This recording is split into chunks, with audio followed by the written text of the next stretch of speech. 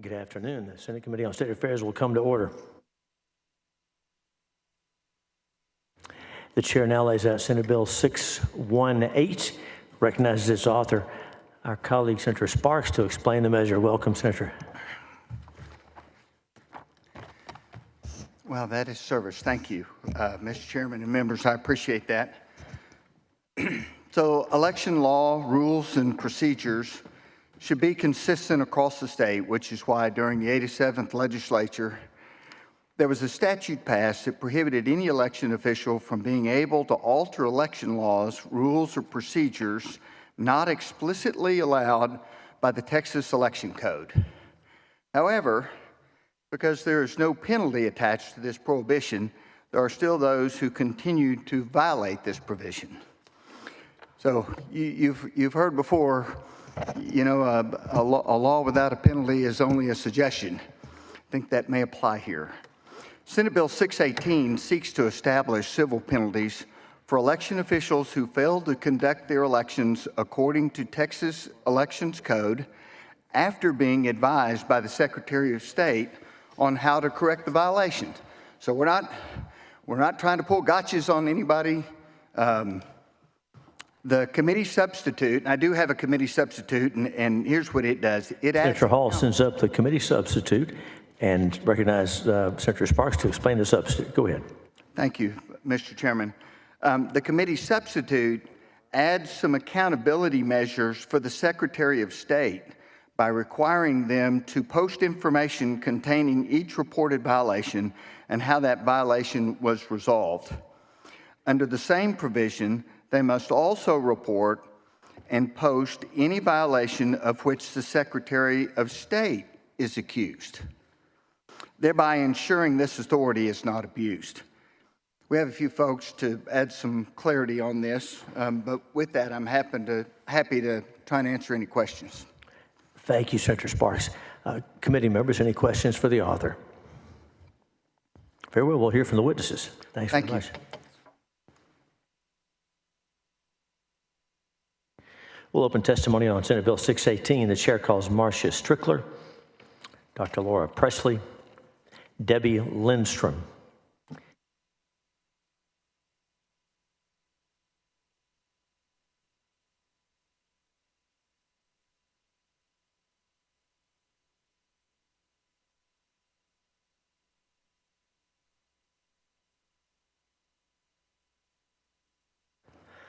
Welcome. We'll start over here on my left. You're right, Ms. Strickler. Introduce yourself and go ahead. Hello, my name is Marcia Strickler Watson, Williamson County. The laws that make up the Texas Election Code are merely suggestions if breaking them has no consequences. It is imperative that our election laws have sharp teeth to ensure accuracy, transparency, and most importantly, accountability. We must add more civil and criminal penalties and enhance the ones already on the books to deter negligence and criminal behavior. Texas has some of the strongest election code laws in the country. The problem is citizens have no avenue to hold election officials accountable to these laws. SB 619 would put civil penalty teeth to protect our laws from being changed or altered, modified, waived, or suspended. This would include election administrators, election judges, and even the Secretary of State. Why have laws if they can simply be waived? Historically, the Secretary of State, an appointed bureaucrat, has waived, modified, suspended laws that you senators have worked hard to pass. This has got to stop.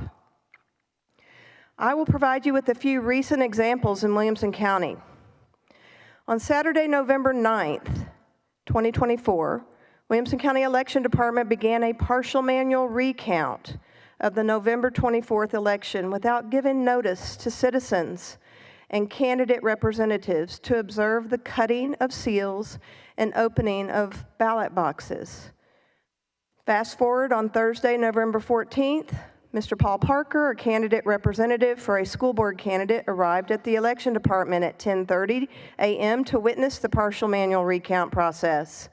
Paul was denied entry by the election administrator, which is a violation of Texas Election Code 127.201C, failure to post notice of date, hour, and place, TEC, and failure to admit candidate representative, TEC 127.201D.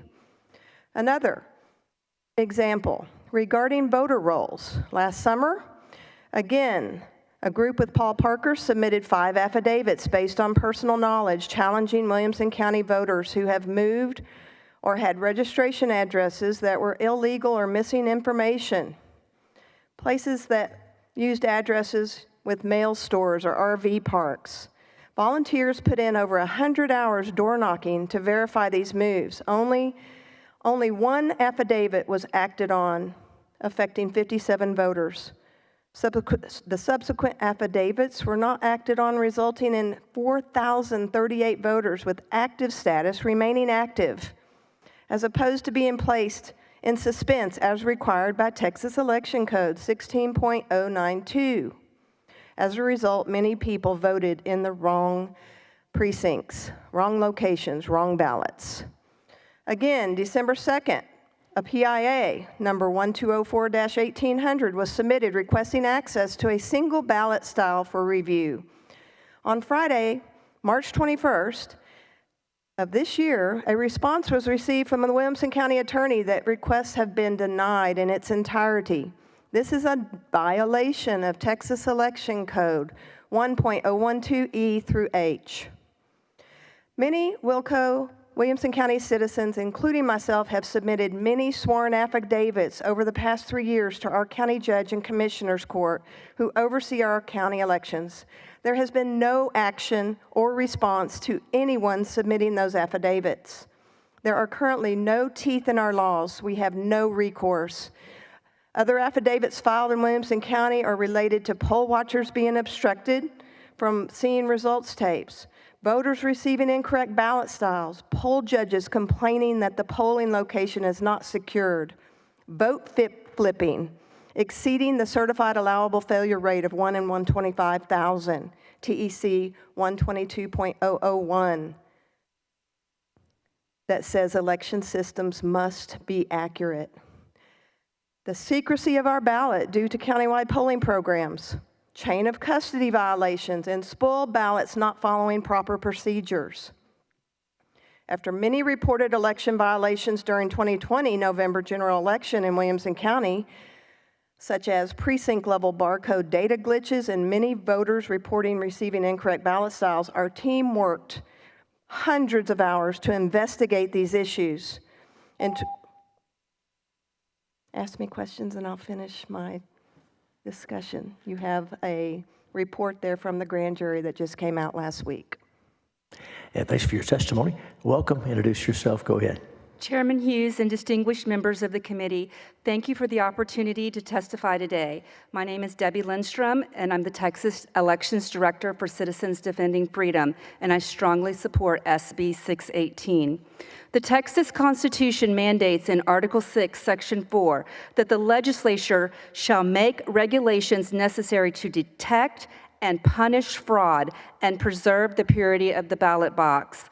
Article 6, Section 2 further requires that suffrage shall be protected by laws prohibiting all undue influence in election from power. Punishing election crimes is not merely a legislative option, but a constitutional obligation, and a law without penalties is just a suggestion. Section 276.019 of the Election Code prohibits unlawful altering of election procedures, but lacks any enforcement mechanisms. CDF has heard from citizens all across Texas about numerous instances where election officials have altered or suspended election code. For brevity, I will just give you one example and leave you with a 45-page report with many examples of violations. CDF has conducted an extensive investigation of the chain of custody of unused ballots in Collin County over the past 4 years and discovered major discrepancies. The reconciliation of ballots is required by law, TEC 65.013. Despite the Secretary of State admonishing the county to do better, November 2024 saw over 17,000 unused Election Day ballots with no chain of custody, one of the worst discrepancies we have seen to date. Such violations create inconsistent election administration, complicate verification, and undermine public confidence. SB 618 would transform the existing violations into an enforceable mandate through a structured process that provides an enforcement mechanism and graduated penalties. In addition, the substitution language adds a public transparency provision for complaints and accountability for the SOS office.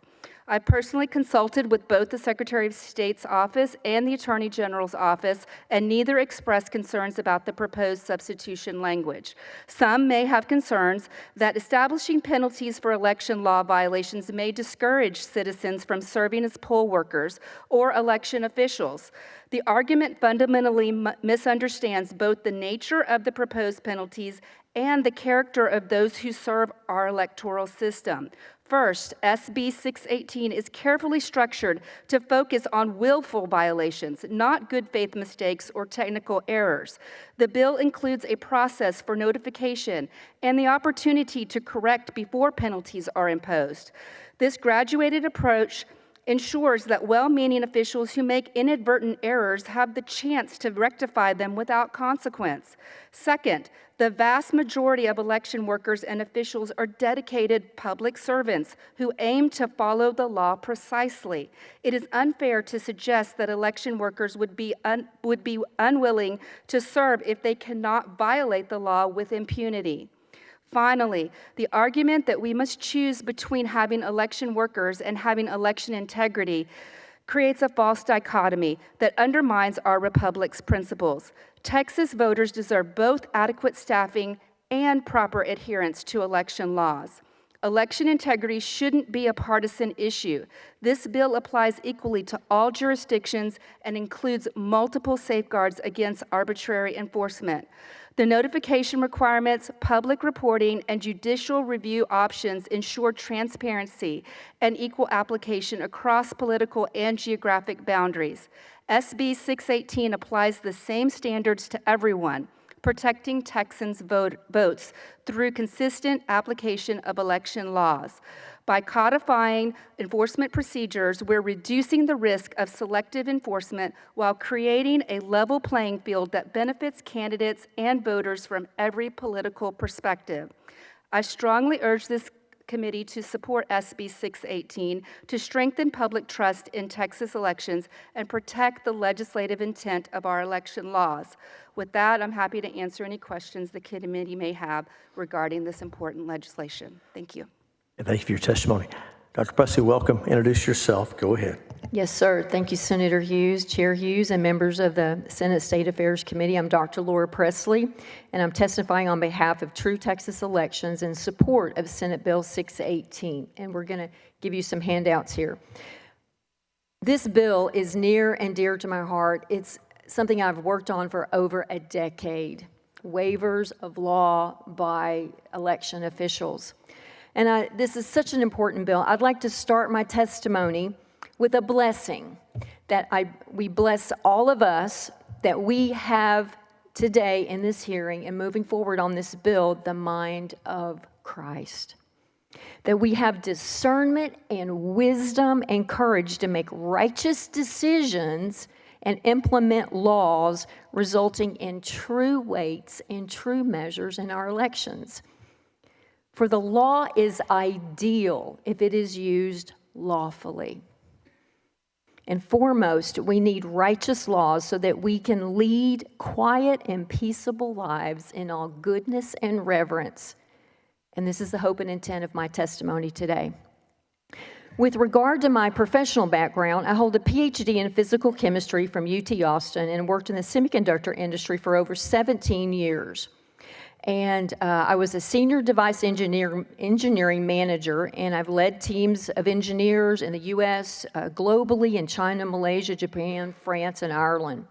I'm a published author of peer-reviewed technical papers in physics, chemistry, and semiconductor device engineering, and I hold 4 U.S. patents in semiconductor device technology. With respect to elections, I've been a candidate, an election watcher, and statistical analyst. In 2018, I founded True Texas Elections and have trained more than 1,200 election poll watchers, central counting station watchers, recount watchers in more than 45 counties. I personally have been an election watcher in Travis and Williamson County, and I've been a recount watcher in more than 15 counties around the state. I've been a plaintiff in election cases, and I've been a testifying and consulting expert in multiple election-related contests and lawsuits. As a candidate, watcher, analyst, and trainer, I have debriefed watchers, and I've witnessed some 27 very serious election law waivers and misinterpretations provided by the Secretary of State, their election division. And they've provided these misinterpretations, in my opinion, what I believe to be based on improper legal grounds. These 27 laws that have been waived were instituted by this committee to detect and punish election fraud. I'm not talking about, well, we just opened the polls late 20 minutes. We're not talking about something that simple.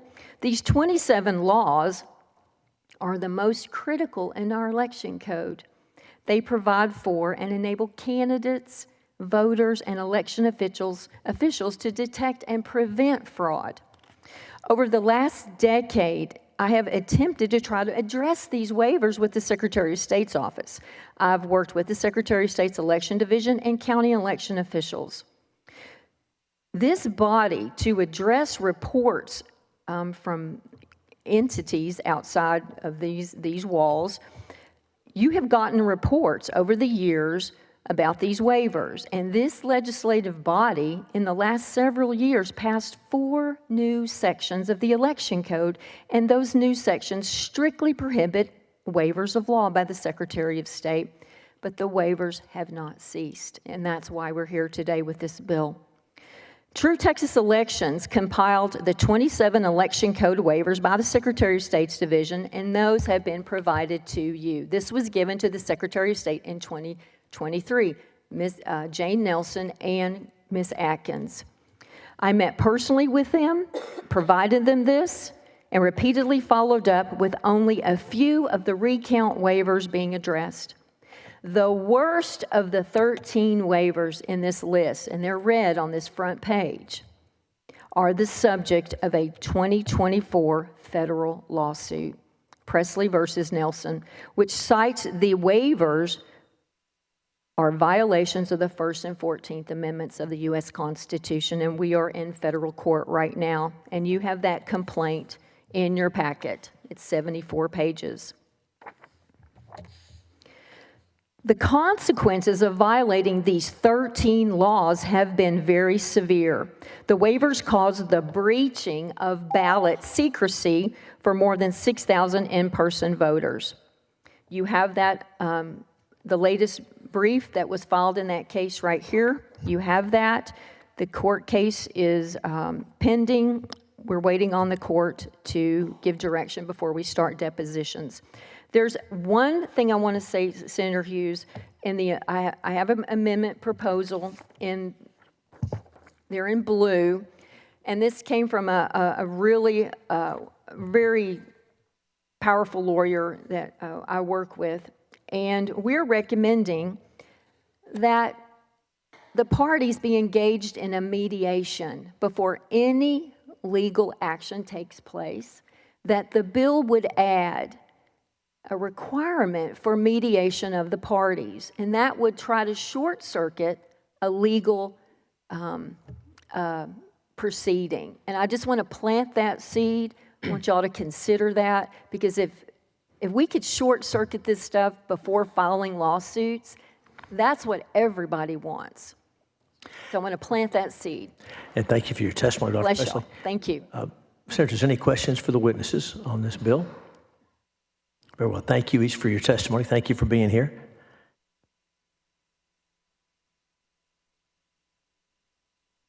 We'll open public testimony on Senate Bill 618, and the chair calls Judge Shepard Ken Moore Terry Putnam, Dennis London, Sheila Hemphill.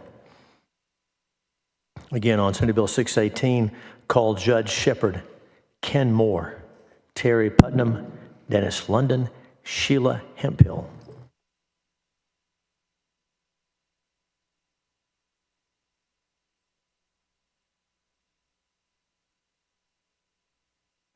Call Ed Johnson.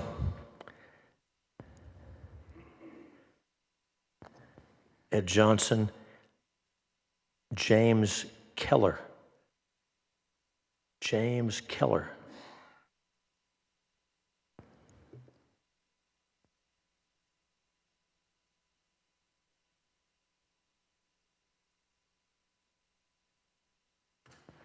Ms. Keller, if you're ready, we'll start with you. Since you're on the end, you got to get close to the microphone, introduce yourself, and go ahead. I'm James Keller, a resident of Hayes County. I'm here in support of 618 with its substitution amendments or changes.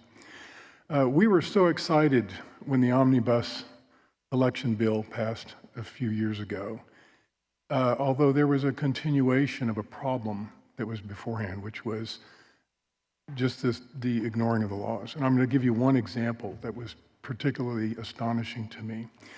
The new law required that the results tapes, that is, the zero tapes, that is to say the results prior to the beginning of the election, which of course should be all zeros because no votes have been cast, and that the new law said that these results tapes had to be printed immediately preceding the opening of the polls. Well, the then director of elections gave an opinion that immediately preceding means up to 4 days prior to the opening of the polls. Now, I'm reminded of my high school study of government checks and balances and the clear boundaries embodied by both U.S. and Texas constitutions which separate the roles of the executive, legislative, and judicial branches. Imagine my surprise over 10 years ago to discover that our Secretary of State and Director of Elections were apparently not aware that they were only to carry out the laws, not to write them. But apparently they were aware that as written, our election laws have few teeth. While the altering of election records carries criminal penalties, advising counties to ignore law, for instance, by refraining from creating the same records in the first place, records which are protected by law because they're necessary to make our elections auditable and credible. It is a serious offense with serious consequences to our state and to our voters. The offense of waiving law is awaiting a meaningful deterrence. I support this bill. Thank you. Thank you for your testimony. Welcome. Introduce yourself. Go ahead. Good afternoon, Chairman Hughes and esteemed members of this committee. My name is Judge Shepard, and I am a policy analyst at the Texas Public Policy Foundation. Just for a little bit of the sake of clarity, I think there was confusion earlier. Judge is my name. That is not a title. However, I will say SB 618 provides a civil penalty for a public or election official who violates any election standard, practice, or procedure mandated by law or rule. Free and fair elections are the goal for the state of Texas, and we do believe that this bill is a first step in the right direction to ensure that there is some accountability and deterrence for bad actors. From the fiscal note of this bill on page 2, you'll notice that the Secretary of State receives on average around 300 election complaints per year. We believe that 618 is a great step to kind of get these numbers down. We would ultimately hope to move to 0, but the provisions of this bill adding a civil penalty, we believe, we recognize the value of that deterrence. And other than that, I thank you all for allowing me to be here today. And with that, I will return the rest of my time to this committee. Thank you. And thanks for your testimony. Ms. Hemphill, welcome. Introduce yourself. Give us your testimony.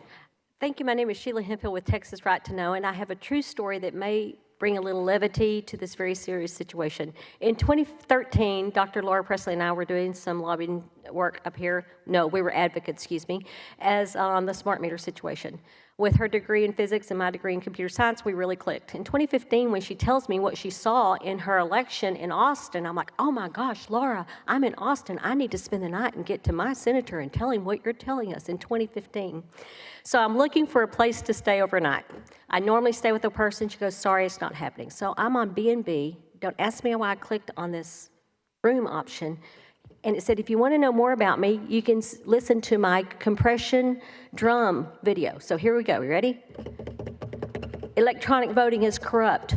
Electronic voting is corrupt on this video. I'm like, you cannot believe why I need a room, because I need to speak to a senator about what we're finding with the electronic voting system. So we finagle our way around how you're not supposed to be able to talk to each other. He goes, you've got to go to YouTube and look up Clint Curtis, entitled Uncounted Clint Curtis $1 Million Programmer in 2015 of his congressional hearing as a programmer. And oh yes, you can go and corrupt the database. When asked, would anybody be able to detect it? And he said, no, unless you had access to the code. No one would detect it. This is 2015. I'm like, this was like a slam dunk. He admitted doing it in congressional hearings. Why are we still here 10 years later, still with electronic voting systems that can still be corrupted as a programmer? You go in there, you change the database. If you don't have the paper to back it up, how are you going to prove it? So I would encourage this committee to listen to Dr. Presley and what's happening, and let's fix this, because we can, if we'll be brave enough to go against the current on electronic everything, which isn't all it's always cracked up to be. So. Thanks for your testimony. Mr. Moore, welcome. Introduce yourself. Go ahead. My name is Ken Moore. I'm representing myself, and I am for this bill. And I have another Harris County story to tell to back it up. I'm sorry, Senator Betancourt's not here to confirm it. 2020 election, I think it was 2020. We had local officials that ignored, again, the code and came up with their own innovations. They came up with the idea of having drive-through voting, almost like a Sonic drive-through. You just go in, and they pass the voting machine around. Everybody in the car votes. This, of course, ignored all the hours that you were supposed to keep. This thing was open 24 hours. You had several people in the car, and so there was no privacy. And they would hand this thing around, which meant several people voted the same ballot style. Now, the way these machines work, there's the old Eastlake machines. You're supposed to, after you do the voting, you reconnect it to the controller. And then that's where the votes are downloaded, and you reset it for another access code. They didn't do that. And so the votes had to be retrieved from the memory card inside the Eastlake itself, not from the controller, where it normally come from. You had this whole thing was outdoors. You had wind blowing, you had rain blowing through there. It was an absolute nightmare for poll watchers trying to keep up with this stuff. This is what happens, though, when you have local officials go off on their own and try to invent things. It is the job of the legislature to put these things together. This is where this stuff is supposed to be crafted. In another hearing several years ago, Mike Schofield made this point, that this is how you do good legislation. You gather some evidence, you put together a draft bill, you then bring people in, various backgrounds, various expertise, and then you whittle away at it. And after you've done that, you come up with the final product, and you pass it and you sign it. That is how legislation should be done, not local officials going off on their own. Thanks for your testimony. Mr. London, welcome. Get close to the microphone. Introduce yourself. Go ahead. Thank you, Chairman. Hi, my name is Dennis London, and for this I am acting as the spokesman for Grassroots America, We the People Political Action Committee. So good evening, Chairman Hughes and members of the Senate Committee. Grassroots America, We the People, strongly supports Senate Bill 618, and we'd like to thank Senator Sparks for filing this critical bill to address a long-standing and growing problem, and that is the steady erosion of legislative authority by unelected bureaucrats. The Texas Constitution, Article 1, Section 28, is pretty clear. No power of suspending laws in this state shall be exercised except by the legislature. Yet time and again, election after election, we witness unelected election administrators at all levels simply ignoring the plain language of the law and overriding legislative intent. Despite efforts by the 87th Legislature to prohibit alterations to election laws unless specifically authorized in the Election Code, administrative rule changes and unlawful waivers persist every single election cycle. Senate Bill 618 is needed to finally establish accountability through civil penalties and legal standing for voters to challenge these actions.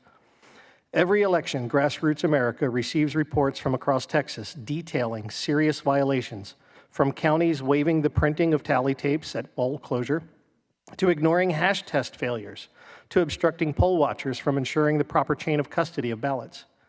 Each and every one of these acts violates both the law and the public trust. During the November 2024 general election, our members across multiple counties reported that poll watchers were blocked from observing the transfer and processing of ballots, a direct violation of Texas Election Code 33.0605B. And you've heard from some of those citizens and election experts today about their firsthand experiences. And as you've already heard, this unconstitutional practice of waiving election law, it's not just illegal, it's an affront to the rule of law. Texans expect and deserve consistency and integrity in our elections, and we respectfully urge you to pass this bill out of committee. I welcome any questions. Thanks for your testimony. Members, any questions for these witnesses? Thank each one of you for being here. Thank you. You're excused.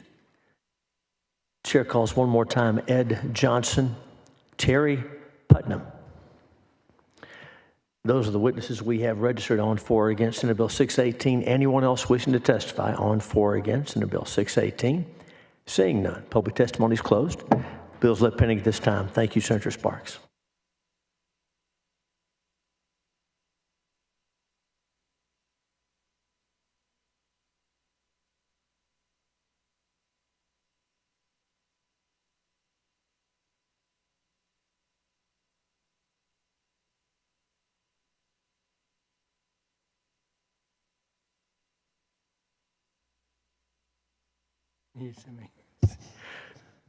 Hang on a second.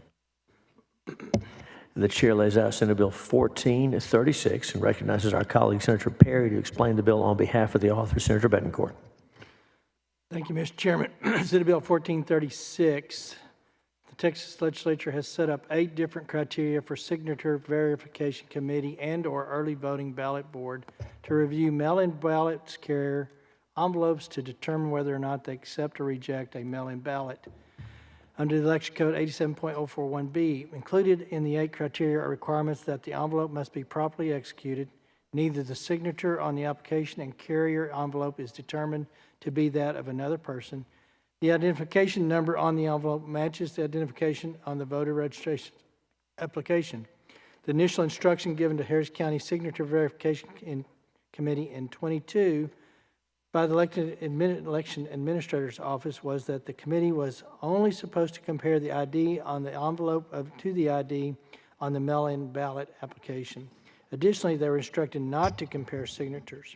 Clear the instructions violated the code. It is essential, useless to compare the ID number from an application to a mail ballot envelope. Senate Bill 1436 would prohibit the county clerk, elections administration, early voting clerk, or early voting ballot board from suspending the requirements of 87.041B and creating an offense of a Class A misdemeanor. Thank you, Senator Perry. Members, any questions for Senator Perry on the bill? Very well. We'll open testimony on Senate Bill 1436. The chair calls Ken Moore, Ed Johnson, Elizabeth Miller. Again, Ken Moore, Ed Johnson, Elizabeth Miller. So, Mr. Moore, would you like us to show you for the bill, not wishing to offer testimony? Very well, thank you. So the chair calls Elizabeth Miller, Ed Johnson.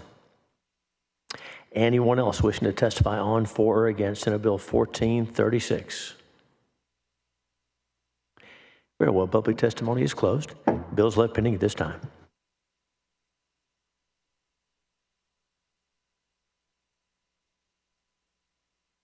1999 for public testimony? Okay. Chair recognizes Senator Hughes on pending bill, Senate Bill 1999, and pass the gavel back for public testimony. Thank you, Mr. Chairman. Senate Bill 1999 is related to public employees. Now, a public employee under the statute is defined as a county, a municipality, an employer. Oh, no, sir. It's a political subdivision of the state, including a school district, a board, commission, office, department, agency, and the executive, judicial, legislative branch of a state government, including institutes of higher education. Public employees are folks who work for one of those entities. And so Senate Bill 1999 will protect those folks, people who are serving us, and their rights, including teachers, when it comes to using terms consistent with biological sex. The committee will recall we previously heard Senate Bill 810 that covered school employees and students. Again, those situations where a school employee is disciplined or otherwise treated negatively because they choose to identify someone by their biological sex rather than some other pronoun. A lot of important reasons we want to provide this protection. A person could have a moral or religious objection that prevents them from using language inconsistent with biological sex. A person may have an ethical concern. Some folks may believe that using such language could worsen the other person's gender dysphoria, for example. And of course, there are practical considerations. With varying claims about the number of genders, and this committee has heard a number of different numbers for how many genders there may be, opinions on that. It can be challenging for public employees to keep up with the evolving terminology while they're performing their duties. So Senate Bill 1999 will help our public employees stay focused on their jobs without worrying about potential consequences related to their use of pronouns. And I'll yield for questions.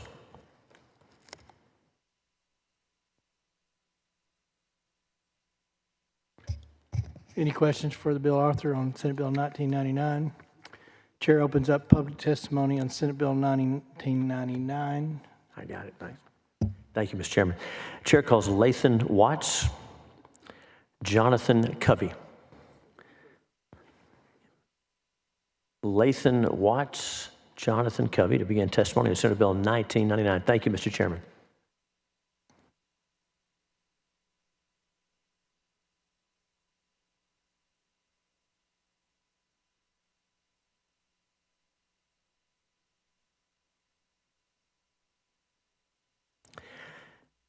If you gentlemen have no preference as to who goes first, we'll start on my left, your right, unless y'all care. Mr. Covey, it looks like you're up. Introduce yourself and go ahead. Thank you, Mr. Chairman. Members, my name is Jonathan Covey, Director of Policy for Texas Values, testifying in favor of SB 1999.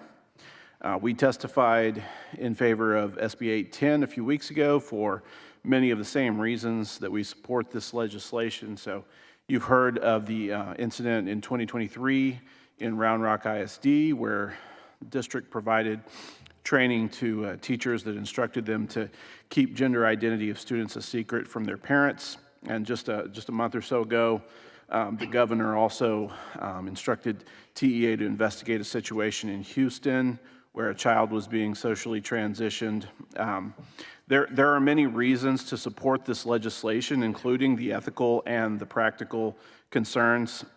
However, we are primarily concerned with the freedom of speech, the religious freedom of employees and teachers, and having actions forced upon them. You know, at its core, the principle of the negative speech right is simple. The U.S. Supreme Court said in the Woolley case that freedom of speech includes both the right to speak freely and the right to refrain from speaking, and the Supreme Court also said in Tinker v. Des Moines that government cannot act as if professors or teachers shed their constitutional rights to freedom of speech or expression at the university gate. And freedom of religion includes the idea, includes the freedom to not endorse ideas that go against religious convictions. And pronouns are small words with big implications. And for many Christians, they carry the message of sex is binary and immutable. No Christian, and indeed no Texan, should be forced to lie about being male or female, the meaning of male or female, just to keep their career intact. And federal case law protects this right. It's time to clarify in our state statutes this as well, and so we would ask you to support this measure. Thanks, Mr. Covey, for your testimony. Mr. Watts, welcome. Introduce yourself and go ahead. Thank you.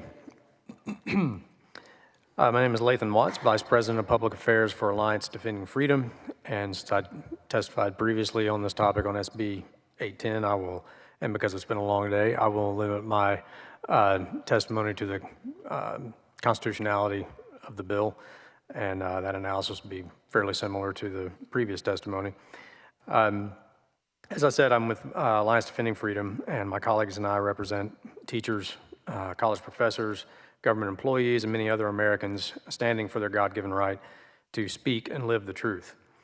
Government can find no justification in the laws of nature or nature's God, in the Constitution of the United States or of this state, that would justify them compelling one person to participate in another person's self-perception.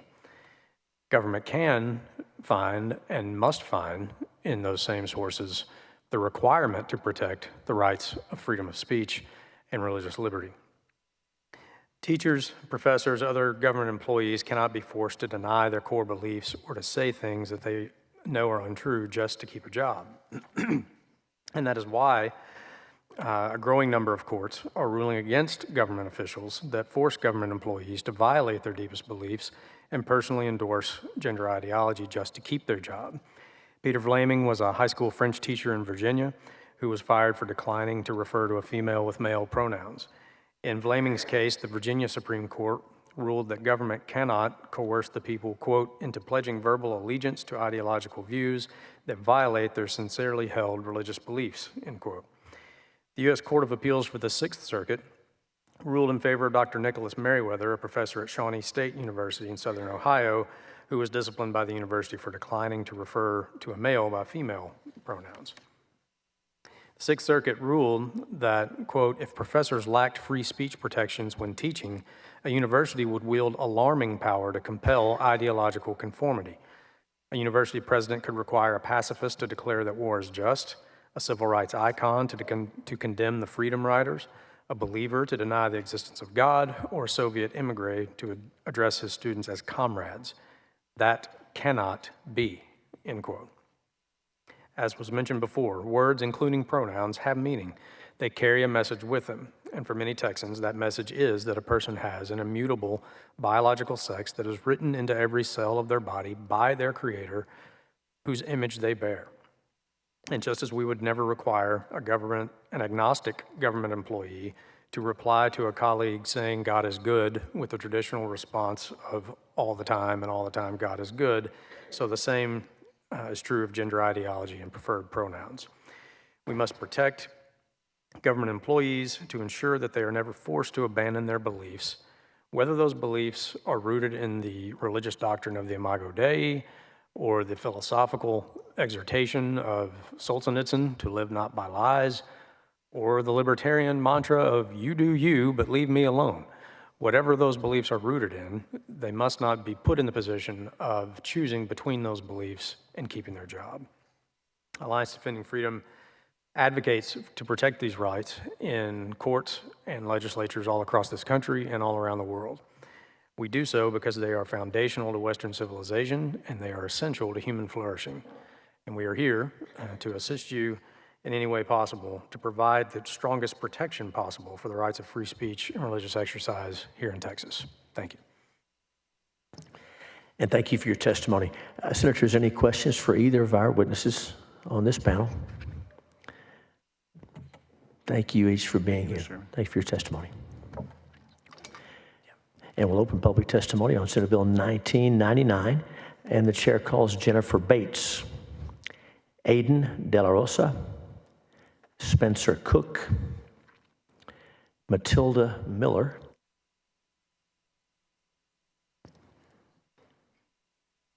Elizabeth Eskridge,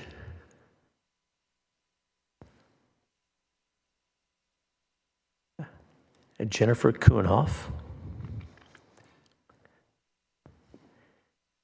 Isabel Lang, James Lyons,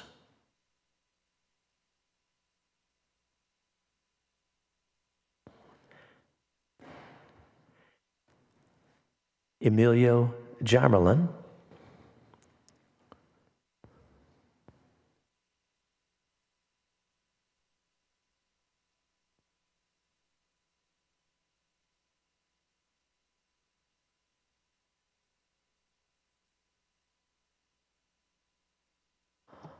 All right, welcome to each one of you. We're glad you're here. We're going to start on my left, your right. Now, since you're on the end, get close to that microphone, introduce yourself, and go ahead. Hello, my name is Emilio Hammerlin, and I am speaking against this bill. As a Catholic who was raised in Catholic school, all of this stuff for all the things that I'm hearing for this bill sounds like cowardice. It sounds like being afraid of trans people, when trans people also just want to be left alone. They're Americans, and like they deserve the same right to not be harassed in their own workplace. You know what I mean? Like if I was in if I go to work and one of my coworkers says my name is John, and I say no, I'm gonna call you fat. That's what I'm gonna call you. Like that's not okay. That's harassment. And if somebody asks you to call them by a different gender than you initially thought, like that's not that big of a deal. It's very silly to me that this is really something introduced. A lot of anti-trans bills have already been introduced this legislative session. It's only been like 3 months, not even a full month, not even the full 3 months. I feel like right now we have so much stuff going on in this country, so many problems that we have to fix, that this is such small potatoes. It is really just it feels insincere. This concern feels insincere to me. It feels that we're choosing another minority group, and we're going to focus on them. We're going to make them that we're going to focus all of our issues and energy on them when they're just Americans like us. Like Christina Jorgensen, who was a World War II veteran who socially transitioned after the war and was accepted. This hysteria around trans people is something that was not a big issue in America's past. The movie The Dog Day Afternoon deals with Al Pacino's character robbing a bank so he can help his life partner medically transition. That's a great movie, and that movie ends with like with the story being with like the text scroll saying the money made by the subject of this movie was he was able to give that to his life partner, and actually she transitioned, and it was no issue like socially. This again. Okay. No, thanks for your testimony. We're trying to be gracious on the time limits. We have about 35 witnesses left, so we gave you some extra time, and so thank you for being here. Go ahead, introduce yourself and give us your testimony. Hello, everyone. My name is James Lyons. I live in Bastrop, Texas, and my representative is Charles Schwertner. I'm here to ask you all to vote against SB 1999. I just told you my name is James, but if you ask the people in my town who he is, they don't know him. They do know someone called June, though. James lived in Bastrop for 6 years, and his accomplishments were helping a cat rescue once, getting married, moving in with his in-laws, and walking 30 miles.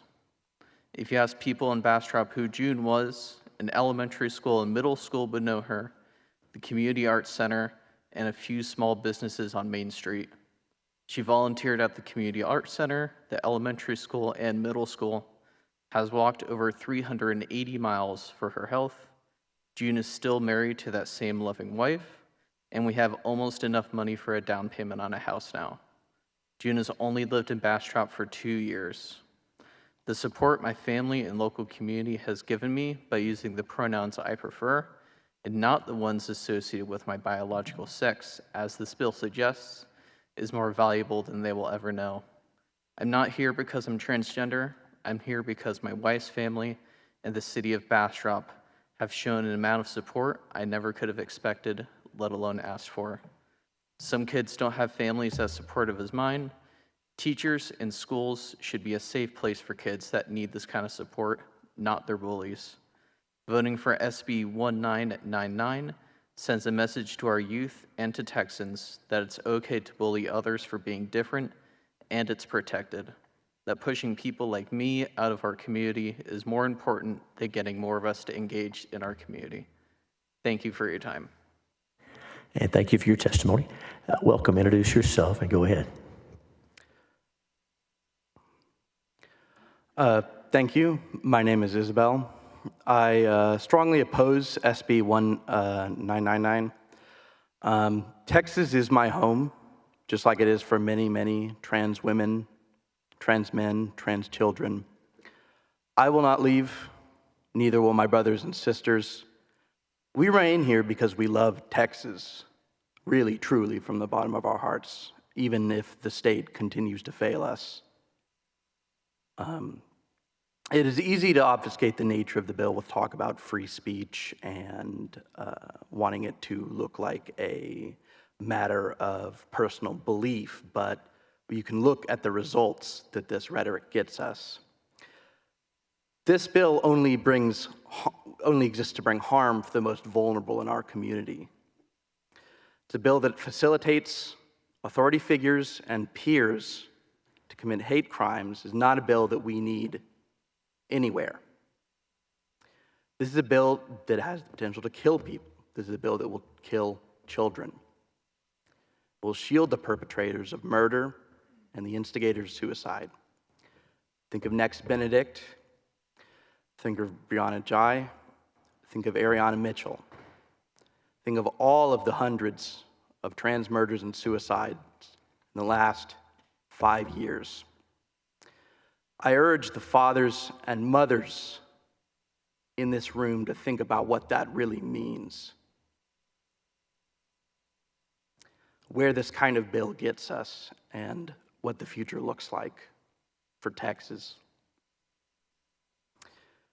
I believe that God, just like we were given wheat and grapes to make wine and bread, we were given bodies that can change so that we can take part in the joy of creation with Him. Again, as a citizen and as a human being, I strongly oppose SB 1999. And thank you for your testimony. Welcome, introduce yourself and go ahead. Hi, I'm Matilda Miller, and I'm here to oppose this bill today because when I was growing up, we were taught to stand up to bullies. Let's be clear about what this bill is. This is a bill that is giving people a right to bully. Nobody is getting disciplined at school or fired from their jobs because they accidentally misgendered someone or refused to make some show of pledging allegiance to gender ideology, which I doubt any of you could actually define for me. The actions that we're talking about protecting with this bill are actions that rise to the level of harassment, hostile work environment, and hostile school environments, such that they would warrant a response regardless of whether the victim was cisgender or transgender. And it would be bad enough if this bill was just about giving people a right to attack trans adults like me, but I can't even tell you how sickening it is to see a grown adult write a bill to bully some of the most vulnerable children in our schools. You say that people might be worried about worsening a trans person's condition. Well, let me put that to rest for you.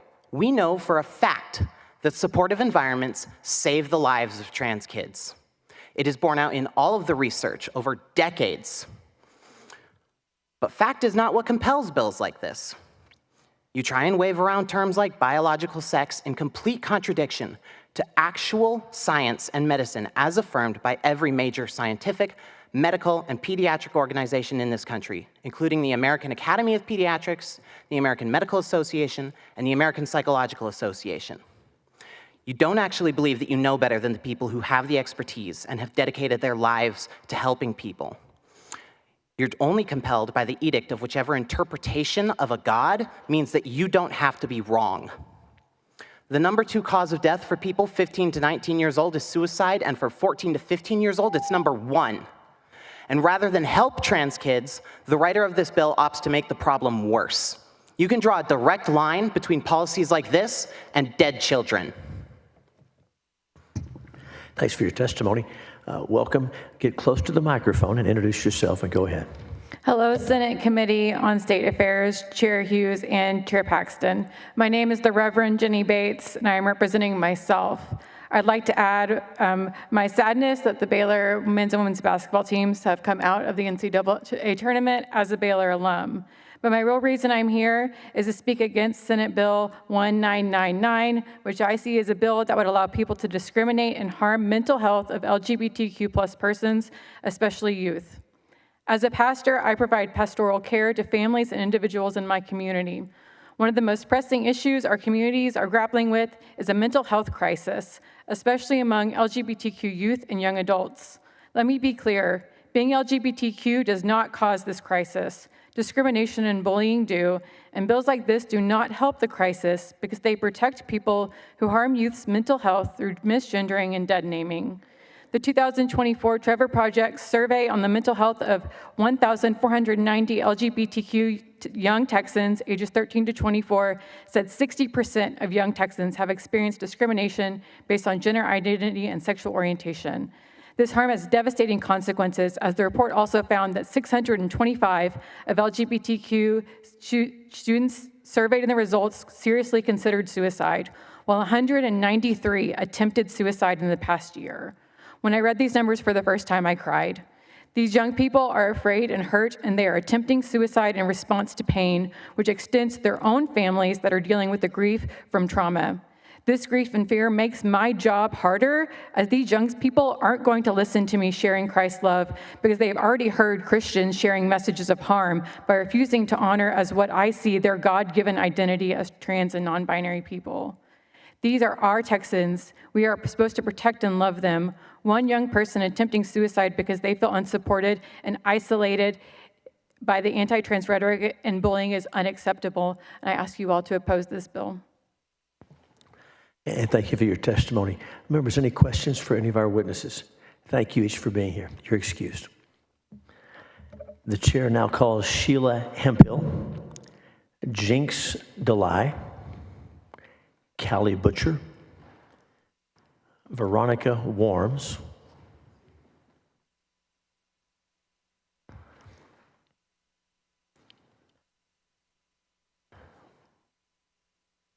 Stephen Weigelt,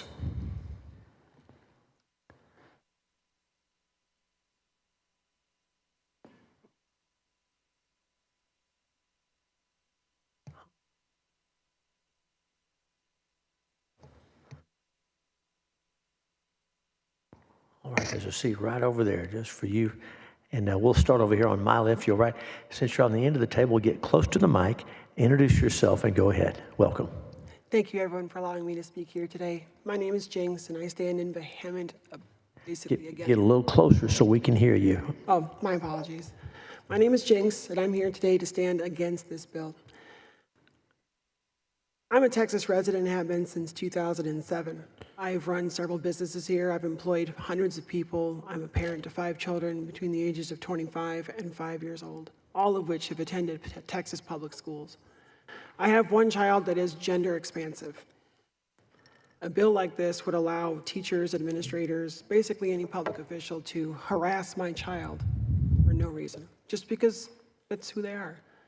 And basically, I'm one of those scary trans people. You know, the ones that are being demonized in the public, the ones that everyone just wants to talk about and obsess over, and I really don't understand why. I just live my life, I pay my taxes, I own a ranch. I've got all kinds of things I do, very Texan, even have a hat, go to rodeos, all kinds of fun stuff. No one's out there grooming kids, no one's out there hurting kids, and being respectful and a decent human being by treating someone, I don't know, with a little decorum is not really a horrible violation of anything.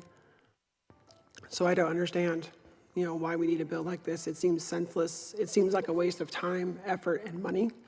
There are things that we could be focusing on as a state that are so much more important, like the horrible property taxes and how expensive they are, the homeless problem we have here in Central Texas. There's lots of things that are more important than, I don't know, legalizing and codifying bullying, harassment, and discrimination.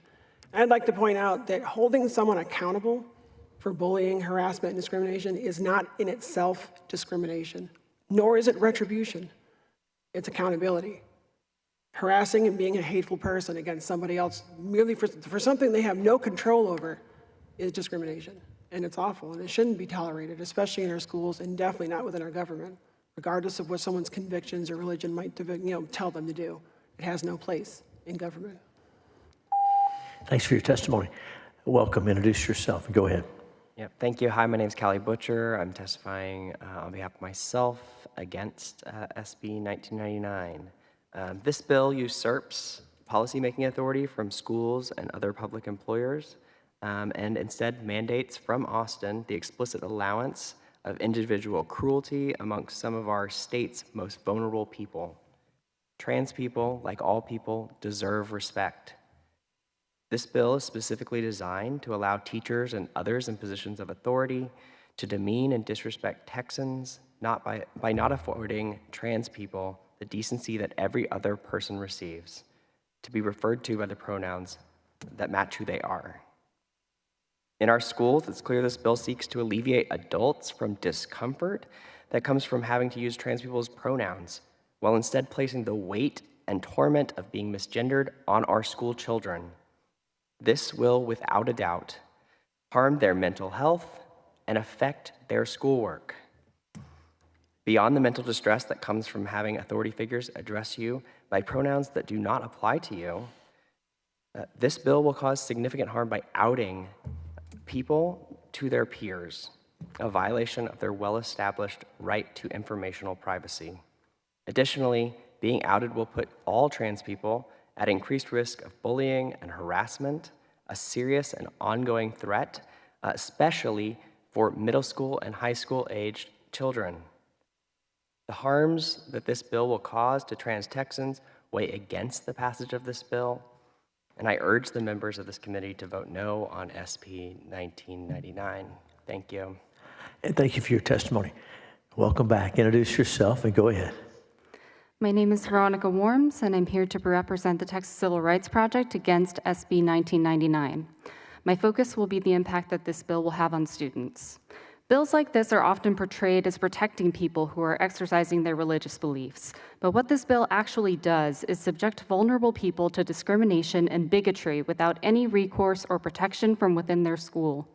School districts and boards will have no power to stop bullying or discrimination against students who are just trying to learn. Trans and non-binary children deserve the same acknowledgement, protection, and support as any other child in our state. Moreover, allowing this type of discrimination and harassment against both students and school employees teaches our children a dangerous lesson, that hate and discrimination are acceptable here in Texas. Some might argue that this bill doesn't actually harm anyone, but that's empirically untrue. A study published in the journal Nature Human Behavior found that laws targeting trans and non-binary youth increase their suicide rates by 72%. This type of discrimination can literally kill. Preventing schools from being able to protect their students and employees from bullying and discrimination based on their gender identity is against both our state's and our country's values of freedom and self-determination. Discrimination is discrimination, and it is illegal. Our children should be learning how to grow into the best Texans that they can be, instead of learning that hate is officially protected in our state. We ask you not to report this bill favorably. Thank you. And thanks for your testimony. Ms. Hemphill, introduce yourself. Give us your testimony. Thank you, Chair and Committee. My name is Sheila Hemphill, and I am for SB 1999. And thank you, Senator Hughes, for getting this to the floor today.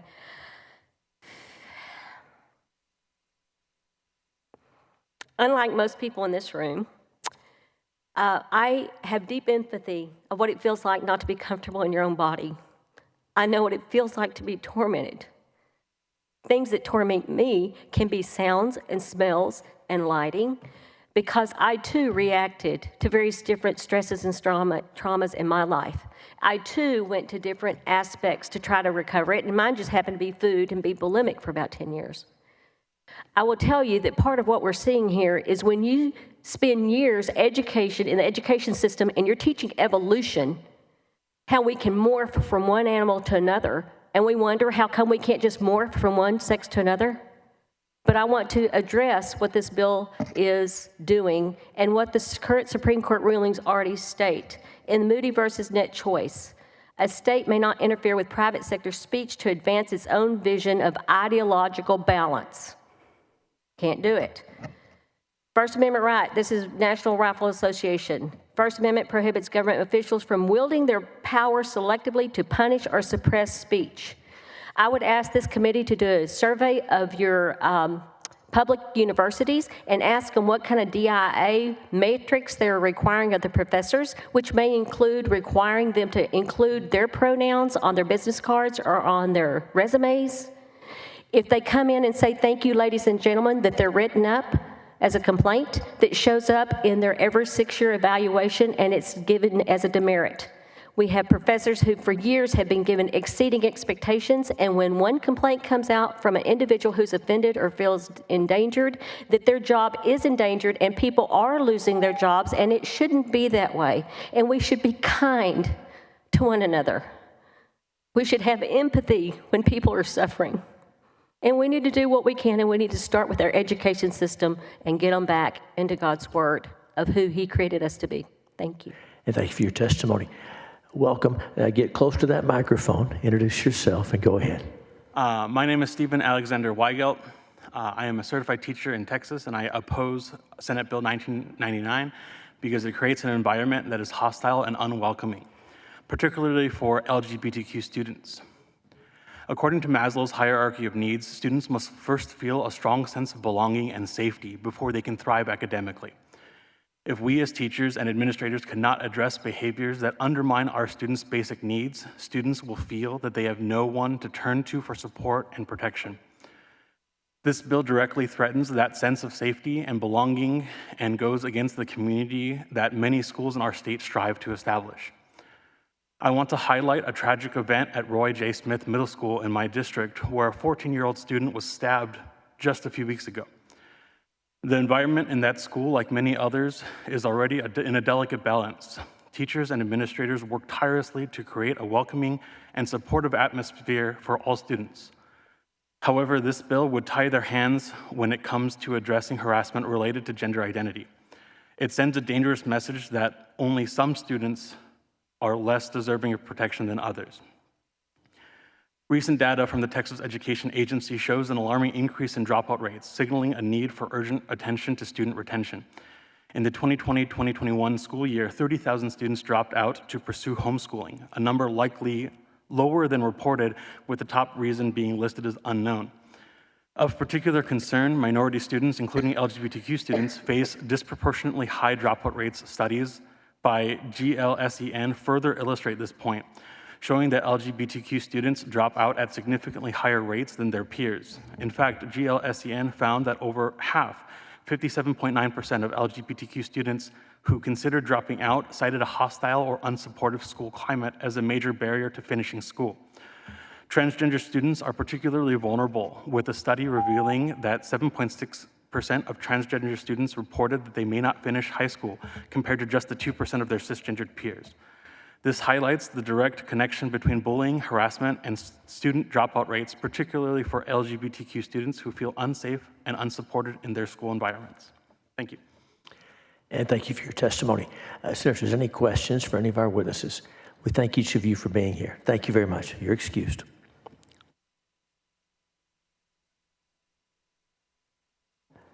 Called Dakota Hamilton, Amber Smith, Herschel Bluestein Levin, Peach Walters, Ezra Morales. Any of those seats are fine. Just make yourself comfortable. call Samuel Hoke.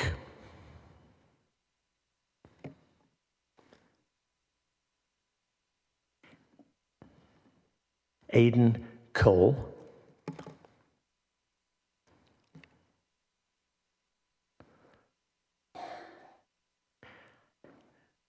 Tessa Toer.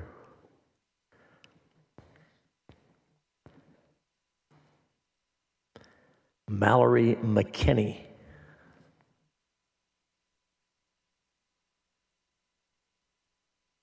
All right.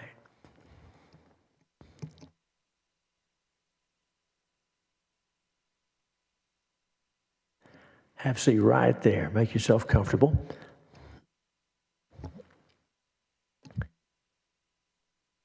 We're going to start on my left, so since you're on the end of the table, get close to that microphone and give us your testimony. Welcome. Thank you very much.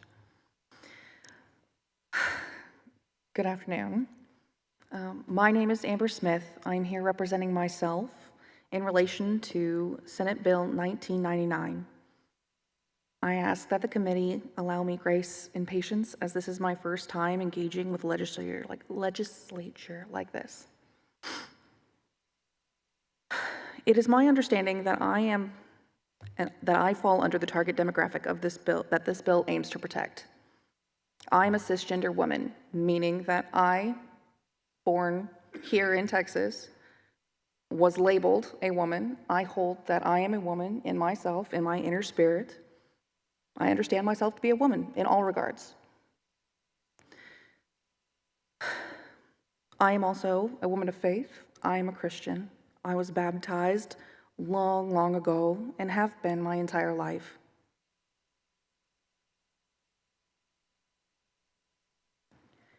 I also find it pertinent to mention that I am a veteran of our U.S. military, as it will come up here in a minute. I am not in favor of this bill. I do not believe that it is, while I can see how it might mean well, I do not believe that it protects the vulnerable people of our state, being they transgender, LGBT, or our educators or federal workers of any kind. As a Christian, I personally have no moral obligation, I have no moral objection to using the preferred speech of others, as nowhere in the scripture does it state that it is a moral failing to identify yourself as anything other than your gender assigned at birth. Scripture does, however, state that as a child of God, it is my duty and mandate to treat others with love, empathy, and respect. I acknowledge, as a citizen of this country, I apologize.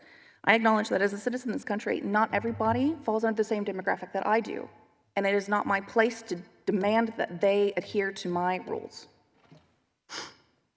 Further example, in favor of acknowledging the preferred speech of others, in the eyes of God, those of us baptized in Christ are used, to use the language of today, are considered gender neutral. God holds us gender neutral. We are neither man nor woman, nor free person nor slave. If a Christian wished to be acknowledged as gender neutral, I argue that they should be allowed both under Christian law and under the law of our land. See religious freedom, please. Thanks for your testimony. Welcome. Introduce yourself and go ahead. First, I want to thank the chairman and the committee members for hearing our testimony today. My name is Mallory McKinney. This is the first time same thing with her, first time being here. But thank you. I am strongly against SB 1999. As a former teacher, I want to ask the individual, I'm a former teacher. I want to ask the individuals here why create legal protection for what is essentially government-sanctioned bullying. As a former teacher, I've seen the cruel nature of children when given the opportunity to ostracize others. How many times have you seen a boy on a playground being called a girl because he fails to perform masculinity in the same way his peers do?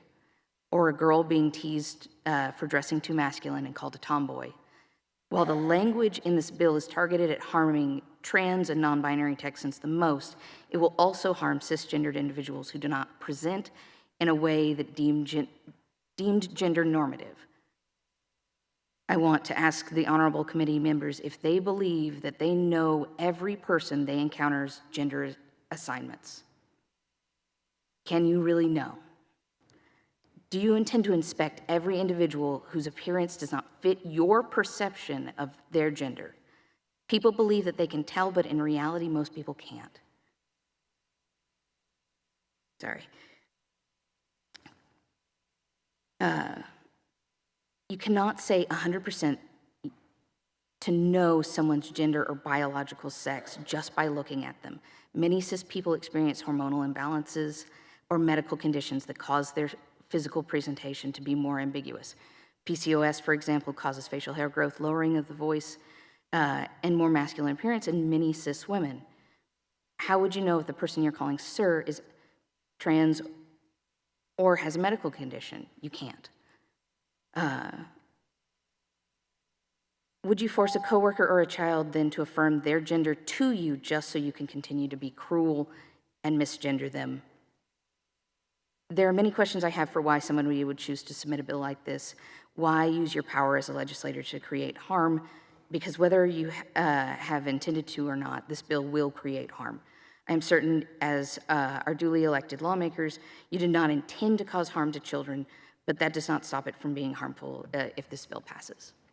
And thank you for your testimony. Welcome. Introduce yourself and go ahead.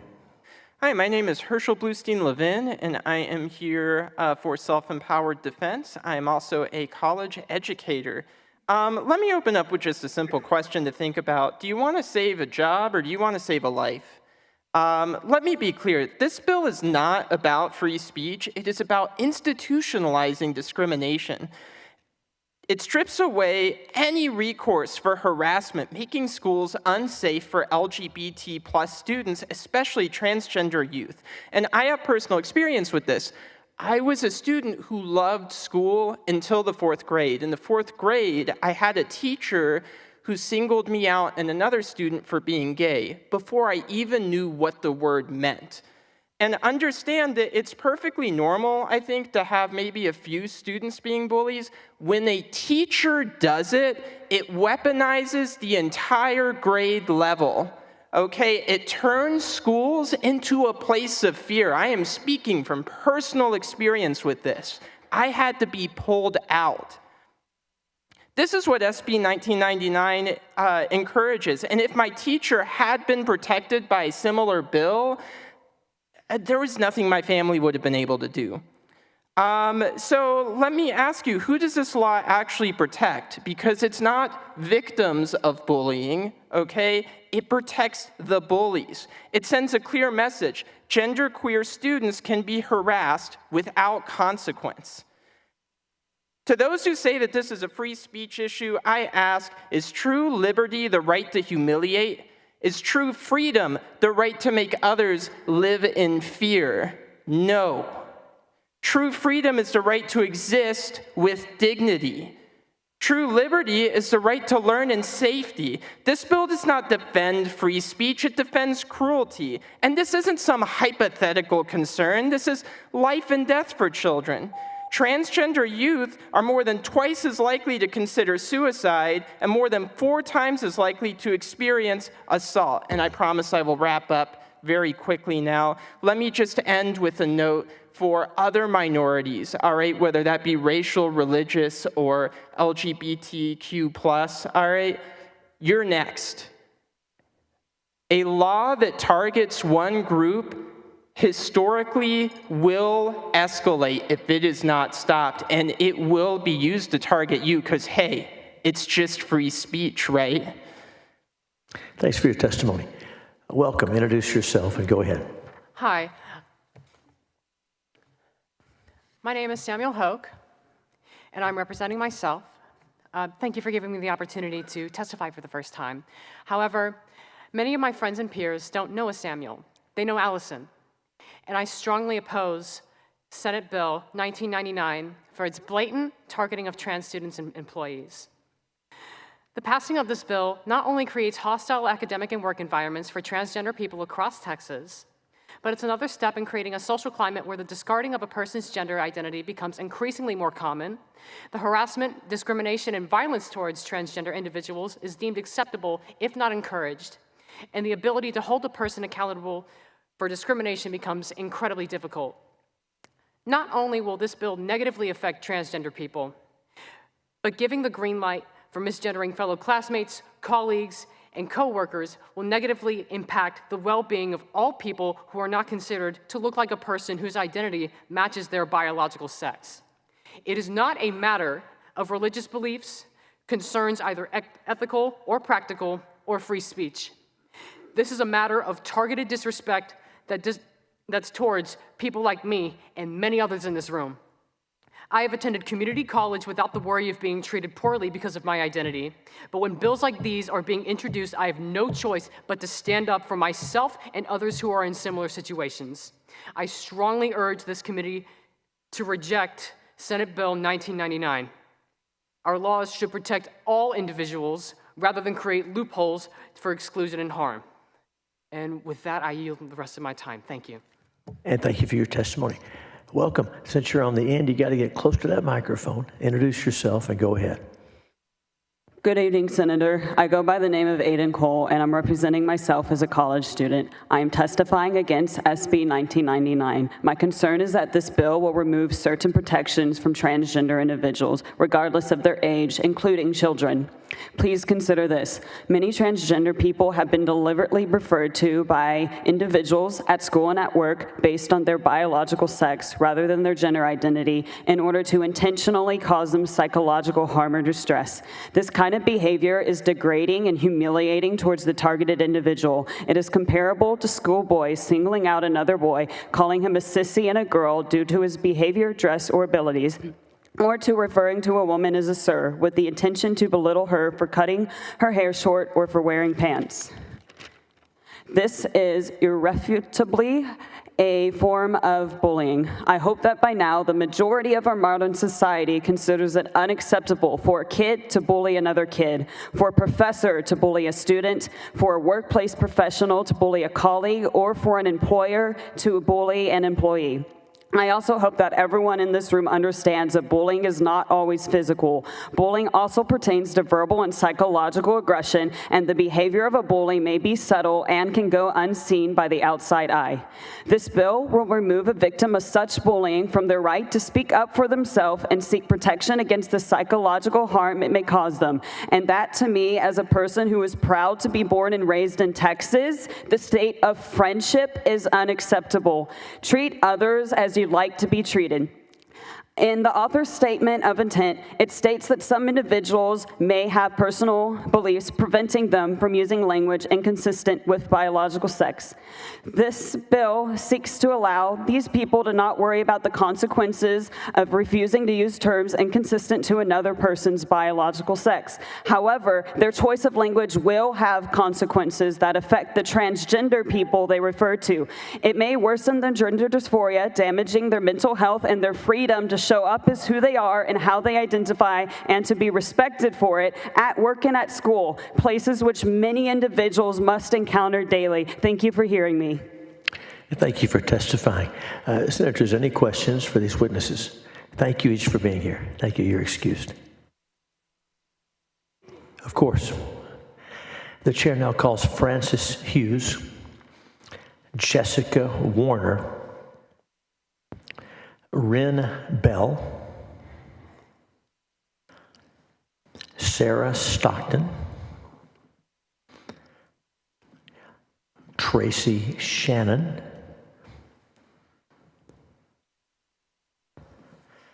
Kevin Witt,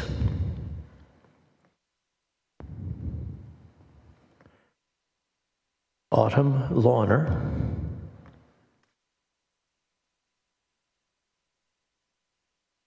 Kelly Lyons,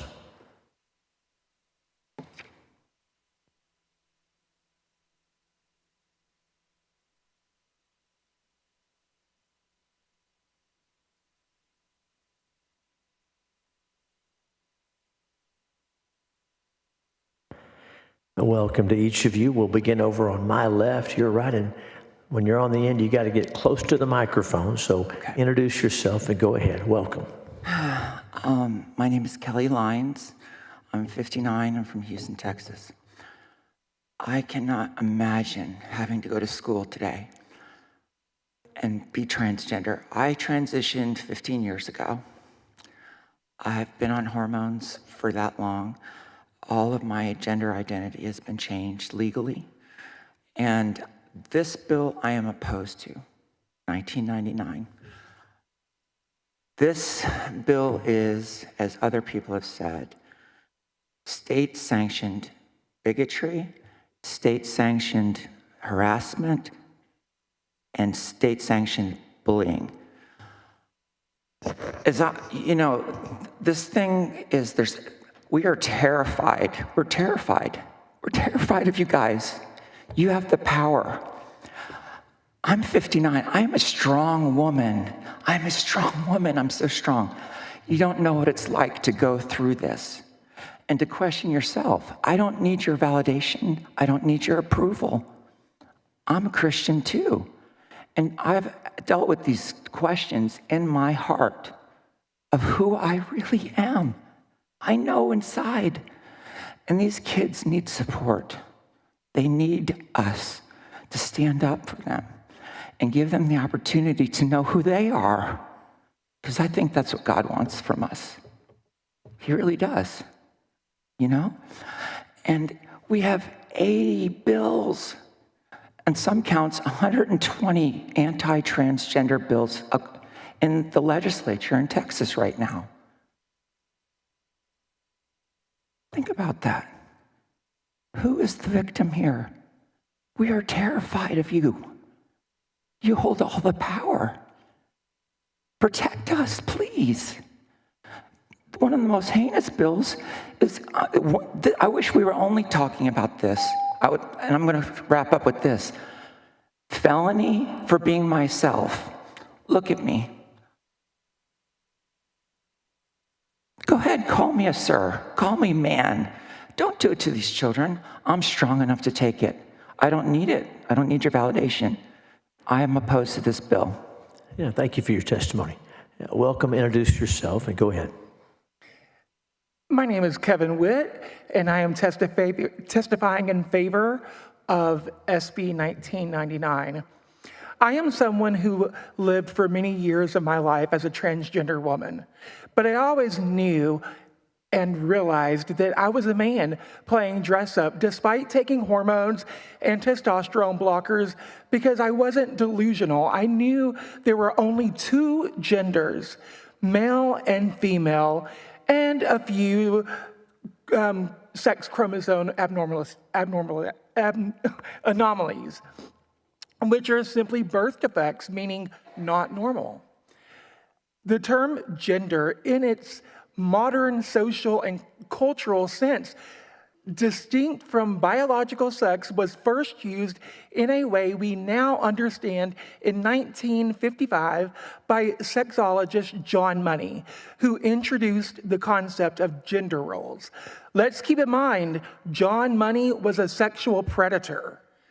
No child or teacher should have to tiptoe around preferred pronouns to avoid being punished by their school. It is a violation of conscience to coerce or force a person to use language that violates their firmly held beliefs. Nobody should be forced to lie, which is what preferred pronouns are.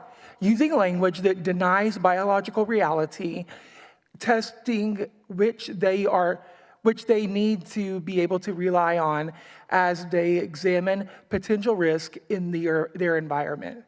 It is truly Orwellian that a teacher might lose her job or a child could be simply punished for speaking the truth. Such Orwellian ideology should not be supported in our public schools. And I just want to end by saying real men don't need tampon dispensaries. Thank you for your testimony. Welcome, introduce yourself, and go ahead. Hi, My name is Tracy Shannon, and I am testifying in support of SB 1999, and I am speaking on behalf of myself. I'm a trans widow, and as such, I do know what it is like to feel coerced to use preferred pronouns. It happened to me in Texas family courts. Speech should not be coerced. Teachers and students should not be punished for speaking truthfully. Teachers need support. They shouldn't feel pressured or bullied into pronoun usage. They care about kids, and many cannot fathom ushering kids down the trans pathway. A healthy society cannot tolerate perversions that degrade and destroy healthy instincts. All values are only situationally useful. The overvaluation of kindness, inclusivity, and tolerance comes at the expense of integrity and discernment, and it weaponizes empathy.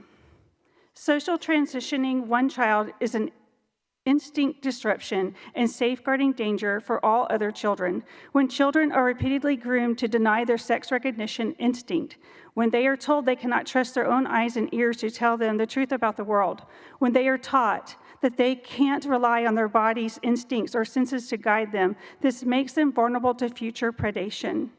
The go along to get along approach doesn't make resilient kids or future leaders. Social transitioning is not just a change of name and a uniform for a single confused child.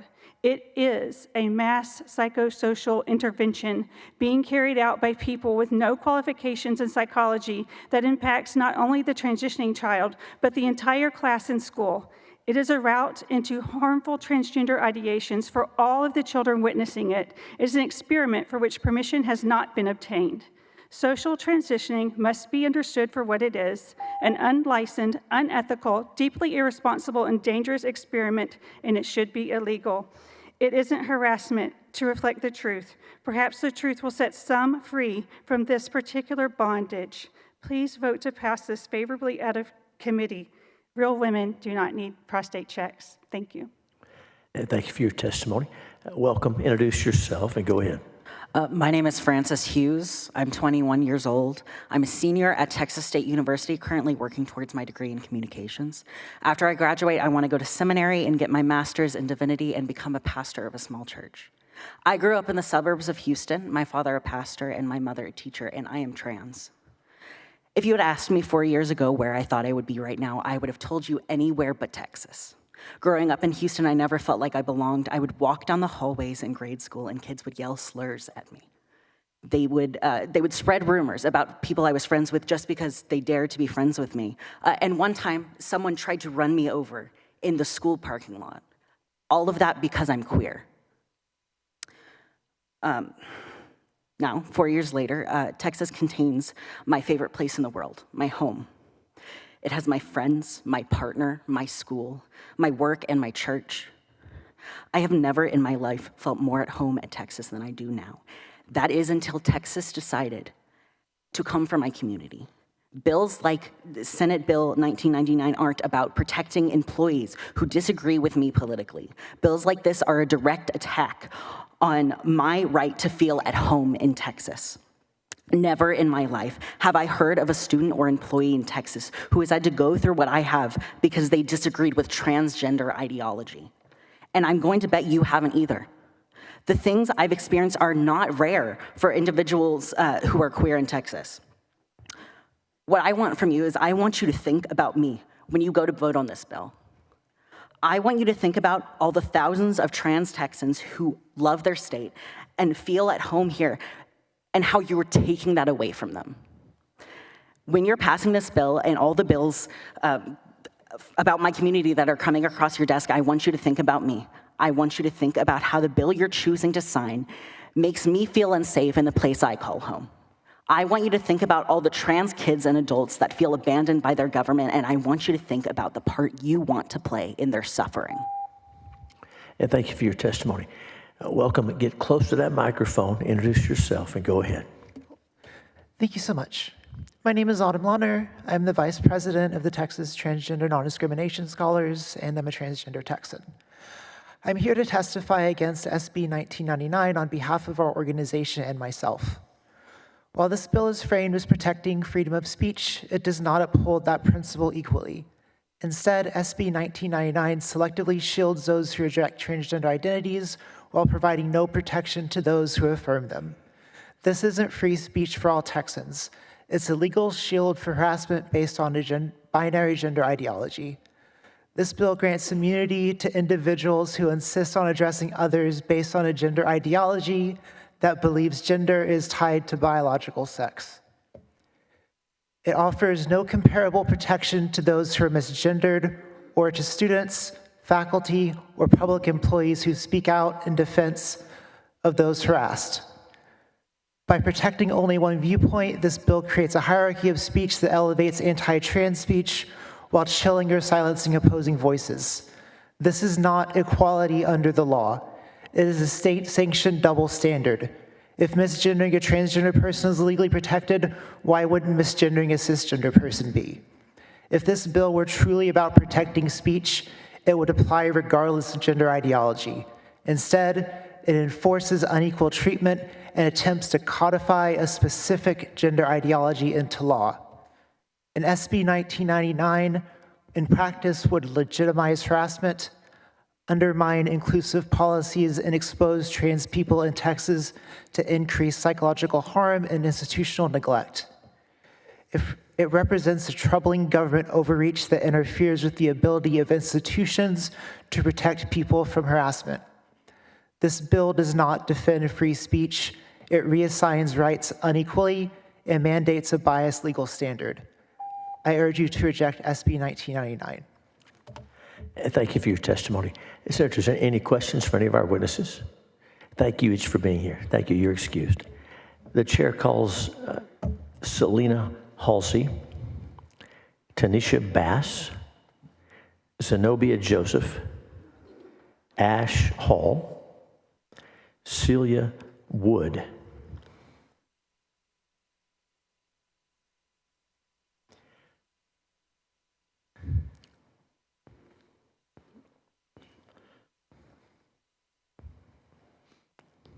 All right. That gentleman right there will take that from you. Ms. Joseph.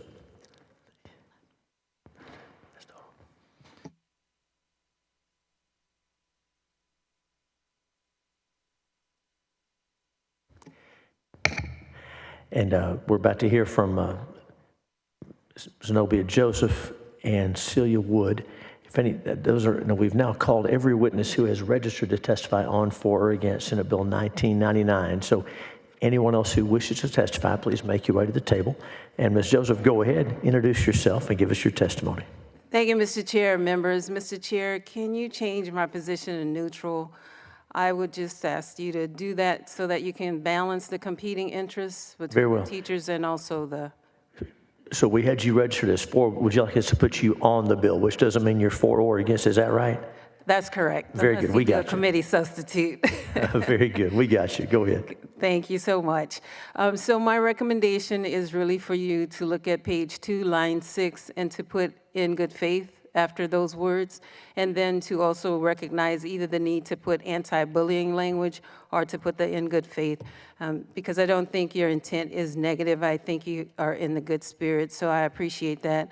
I just wanted to call to your attention on March 6, 2025, the City of Austin City Council approved $1.1 million for 2 contracts exceeding $563,000 each for LGBTQIA2S+ individuals for youth, mental health, and I asked the mayor if he even knew what he was voting on.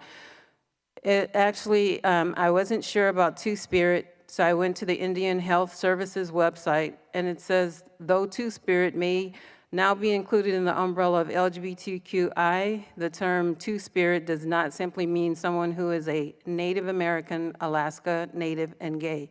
And then it goes on to mention what you said up front as it related to different genders, and this constitutes 4th gender.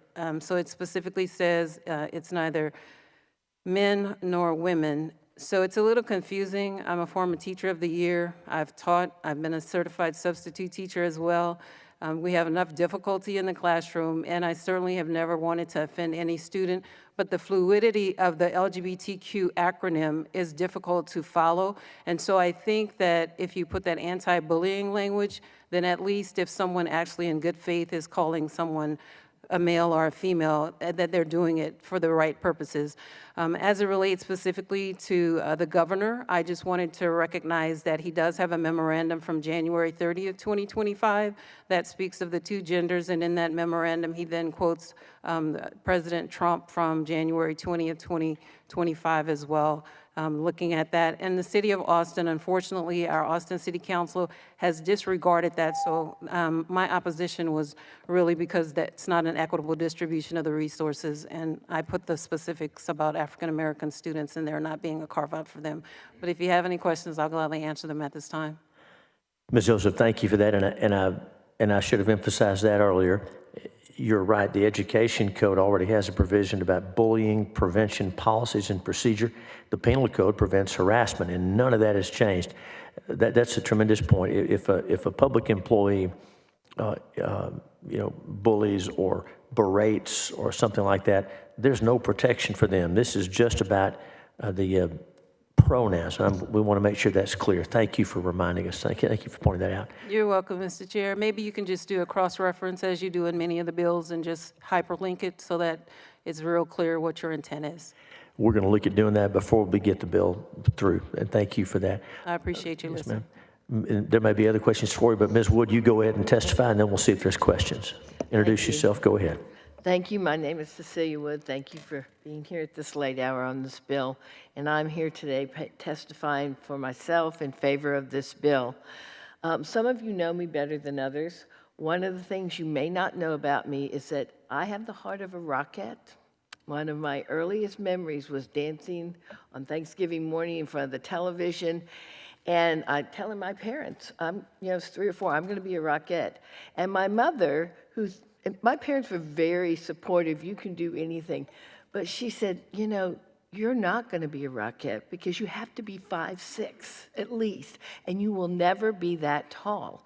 That didn't change my desire. If they called me today, I'd be out of here. But that didn't change the truth, and I would never be able to force them to believe that I was 5'6". I don't say that lightly. As I've aged, my truth, I hear all the time, my truth, my truth, my truth. We used to have the truth. Well, my truth comes from the Bible, the inerrant word of God. And I teach my children and my grandchildren, and pretty soon I'll have these conversations with my great-grandchildren as they're getting older, that if you think something and the Bible says something different, then you're wrong. Go back and figure it out. Figure out how to put it together. Like math, if you've come up with a different answer, then you got to go back and figure out where you've made the mistake, where you didn't carry or whatever. And so our children also go to these schools. Our teachers are not allowed to actually talk affirmatively about God, but they also should not have to say things that we are teaching our children in our home any more than other children. And plenty of people are bringing their kids out of the schools because of that as well. So, because, and when you call me transphobe or homophobe or what, I'm not afraid of you because of who you are. I'm afraid of you because you are trying to make me say something that isn't. That's what I'm afraid of. And thank you for your testimony. Senators, any questions for either of our witnesses? Thank you both for being here. Thanks for staying up with us. Those are all the witnesses we have registered to testify on, for, against Senate Bill 1999. Anyone else present wishing to testify on, for, or against? Seeing none, public testimony is closed, and the bill will be left pending at this time. And now, with great thanks to each witness, regardless of your position on the bill, to each member and your staffs, our excellent committee staff, the folks at the Senate that keep us running. Senate Committee on State Affairs will stand in a recess subject to the call of the chair. Good evening.